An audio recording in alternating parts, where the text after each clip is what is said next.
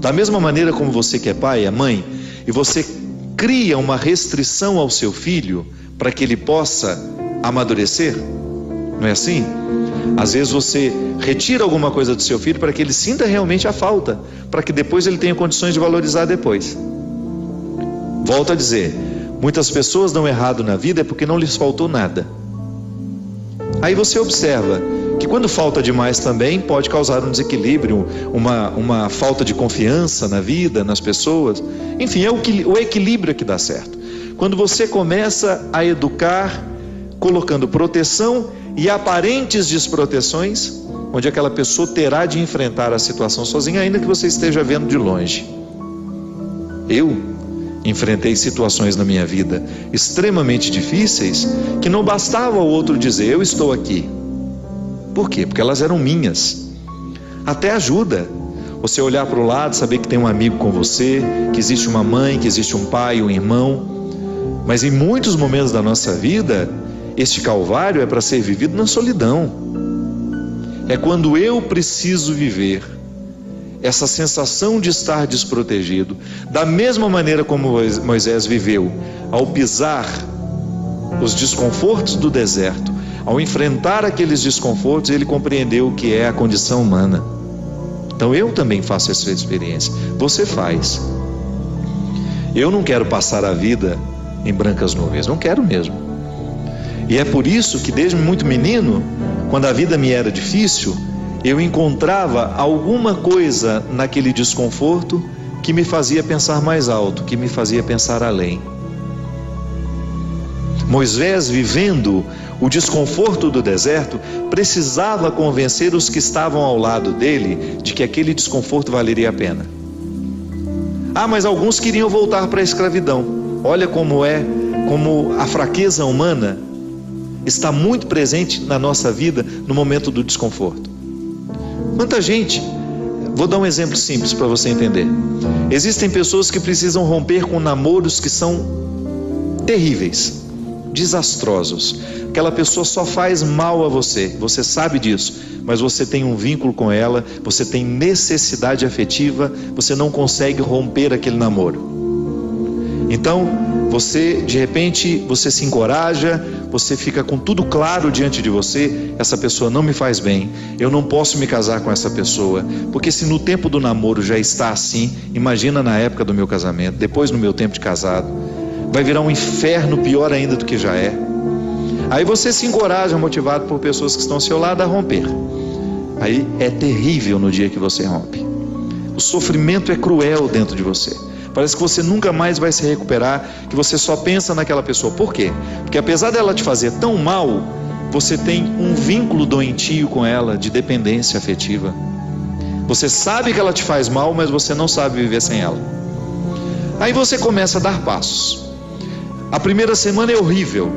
Você sofre, você chora, você não pode ouvir a música, você não pode sentir o cheiro, você não pode ver aquele pedacinho de não sei o que ele esqueceu lá na sua casa, que tudo aquilo é terrível. Mas de repente você começa a dar passos de libertação. É como se você estivesse andando na direção de uma terra que só vai te fazer bem. E um mês depois aquele sofrimento ficou melhor, 2 meses depois aquele sofrimento melhor, e de repente você não está nem mais lembrando. Claro que ainda existe ali um vínculo silencioso sendo desarmado, porque a dependência afetiva, ela não morre da noite para o dia. A gente precisa, é como se você fosse sufocando uma célula cancerosa com o processo da quimioterapia, sabe? Que você vai retirando a vida da célula cancerosa, que é a célula que nos mata. Aí digamos que 3 meses depois, você encontra de novo com aquela pessoa e você tem aquela famosa recaída. Aí pronto. O castelo que você estava construindo, o chão que você tinha andado, que tinha sido tão difícil, você joga fora e você volta para o Egito, você volta para a escravidão. Você faz o mesmo que os companheiros de Moisés queriam fazer, voltar a comer a cebola, voltar a comer o alimento podre, estragado. Aí você reata aquele relacionamento, porque ele é doentio e você não cuidou da devida distância que você deveria manter. Porque quando você tem essa dependência afetiva, você tem que estabelecer a distância, porque senão você não se cura. Você tem que parar de querer saber da vida daquela pessoa, porque senão você não se cura. Você precisa parar de ficar fuçando o Facebook dela, porque senão você não se cura. Você precisa parar de ficar investigando a vida. Onde que ela foi? O que ela estava? Você tem que cessar todos os pontos que podem lhe fazer querer voltar para o Egito, porque senão você nunca vai se libertar. Aí 3 meses depois você está bela e formosa já, matando a célula cancerígena, você vai dar mais uns beijos na boca, volta àquela dependência horrorosa e o inferno retorna na sua vida. Na sua primeira semana é até bom que está tudo voltando. Daqui a pouco, minha filha, você está num inferno pior do que você estava 3 meses atrás. É assim. Quando a gente não sabe viver o desconforto que nos edifica, a gente se boicota o tempo todo. É como parar de beber, é como parar de fumar. Você fica sem fumar 1 ano e você comemora porque você parou de jogar aquela toxina cancerígena no seu organismo, e de repente você vai lá e acende um cigarro de bobeira e aquele vício volta como se fosse um monstro capaz de te comer inteiro. Pronto. Todo aquele sacrifício que você fez dos primeiros dias sem fumar vão para o saco. Por quê? Todo aquele sacrifício vai para o saco. Por quê? Porque você não foi capaz de viver o desconforto de renunciar. Minha gente, é impressionante como essa mão de Deus nos auxilia assim, nos fazendo conscientes do que nós precisamos romper na nossa vida. São situações que a gente precisa estabelecer limites para elas, porque senão a gente não vai ser curado nunca. A gente vai ficar eternamente doente na fila dos necessitados, chorando e mendigando um pãozinho de bondade do outro, um pãozinho de afeto do outro. Pelo amor de Deus, nós não fomos feitos para isso.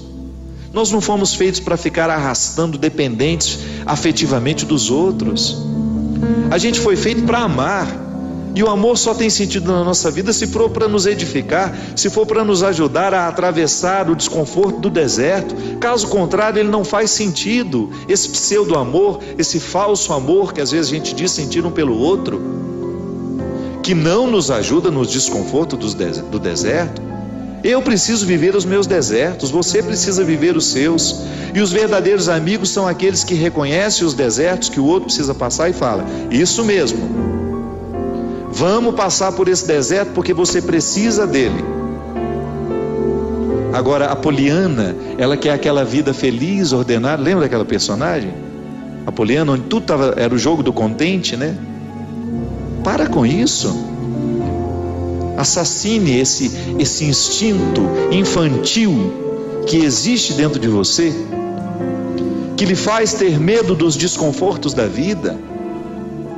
O desconforto da vida, quando bem vivido, ele só nos torna melhores. Tira essa máscara de coitadinha que você gruda na sua cara para os outros terem eternamente pena de você. Você só perde tempo na vida assim. Que bobagem! Deus nos segura na nossa mão é para a gente ter condições de atravessar esse deserto. Não é para ficar recaindo eternamente e voltar a comer as cebolas do Egito, porque a gente teve dó de nós, porque a gente teve dó do outro. Não. A caminhada é para frente que se vai. E chega um momento quando Moisés chega diante de Deus e fala: agora você resolve essa situação, porque eu não sei mais o que fazer.